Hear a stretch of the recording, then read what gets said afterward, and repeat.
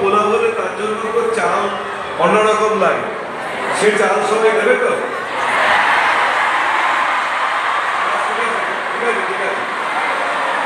তাহলে পোলাও বা fried rice যে কোনো একটা, আর তার সাথে আলুর দম, চাটনি, পায়েস যদি সম্ভব হয়, আর মিষ্টি, এই তো? কিন্তু কিন্তু কিন্তু আমার আমার পাপড়ও হয়।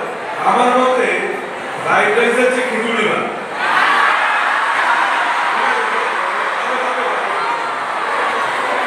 মানে পোলাও বা ফ্রাইড রাইস, আলুর দম, চাটনি, পাঁপড়, পায়েস যদি সম্ভব হয় এবং মিষ্টি, এগুলো হবে, ঠিক আছে?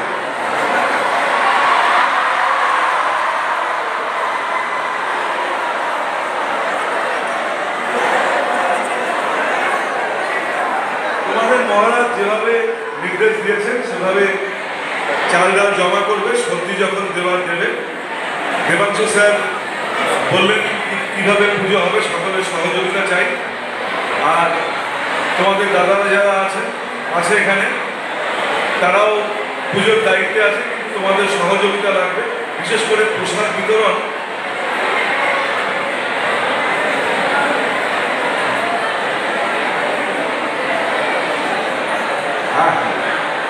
আচ্ছা, মহারাজ বলেছিলেন গোবিন্দভোগ চাল দেওয়ার কথা। এবার গোবিন্দভোগ চালের সঙ্গে পোলাও খেতে গেলে কিন্তু পোলাওয়ের চাল আলাদা করে দিতে হবে, সকলকে দিতে হবে কিন্তু, হ্যাঁ। কারণ কি, একটা কথা বুঝতে হবে, অন্যান্য স্কুলের মতো এই স্কুলে শুধু স্কুলের ছাত্র শিক্ষক প্রসাদ পায় না, সারা বরানগরের লোক প্রসাদ পায়, সকলের অভিভাবক, প্রায় 10,000 লোক এখানে প্রসাদ পায়। এত লোককে খাওয়ানোর দায়িত্ব কিন্তু তোমাদের নিতে হবে, এবং সেই মতো যেটা জিনিস দেওয়া সেটা দেবে, সেটা বুঝে নিয়ে আমরা আশা করবো যে কীভাবে হলে সবাইকে খাওয়ানো যায়, প্রসাদ পাওয়ানো যায়, সেটা তো আমরা বুঝবে। গোবিন্দভোগ চাল মহারাজ বলেছেন সেটা তো দিতেই হবে, পোলাওয়ের চালটাও আলাদা করে দেবে।